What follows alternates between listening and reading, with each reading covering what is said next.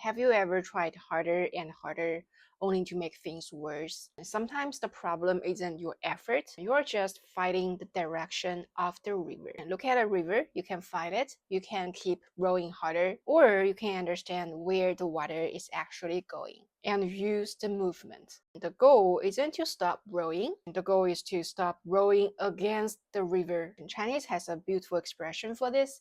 It's called 顺势而为. It literally points towards acting towards the direction of things. Now here's where it gets interesting. In English, we say go with the flow, but that can sound like just letting life happen. But 顺势而为 is different. You still act, you still roll, you just stop fighting what you cannot control. This is actually how I work with these ideas. I don't want to just collect Chinese wisdoms. I want to see whether it changes the way I deal with real life problems. So when something in my life isn't working, I'll ask, what am I trying to force? What is the situation already telling me? What would working with the direction look like?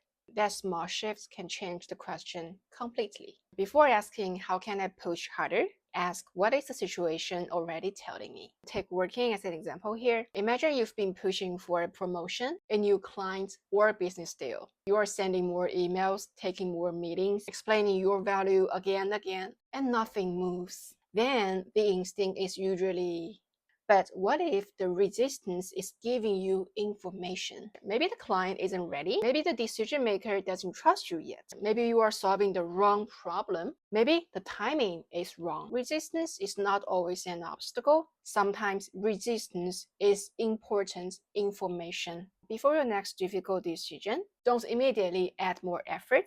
Ask one question first, then change one thing about the information before you add more force. The same thing happens with children. Maybe your child refuses to do something. Naturally, you increase the pressure again and again. But sometimes the better move isn't more pressure, it's changing the conditions. If resistance keeps increasing pressure may be the wrong variable. Next time, before repeating the instruction, ask, what condition is making this difficult right now? Change that first. And take another example. In relationships, pushing someone to open up actually can make them close down. Even learning can work this way. Sometimes the harder you force memorization, the less naturally the language comes. The point isn't to do less, it's to understand what the situation needs. That's the deeper lesson behind 顺势而为. Life isn't asking you to always push harder. Sometimes it's asking you to read the conditions, find the direction,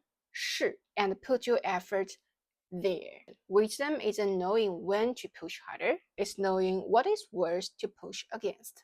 That's why I don't think Chinese wisdom is something you just simply collect. You practice it, you test it against your real life, and slowly it becomes part of how you see. That's exactly what we do inside China Origins Companion. Each week, we take one Chinese idea and use it to look at one real problem in your own life. Don't just learn a better way to think, practice seeing differently.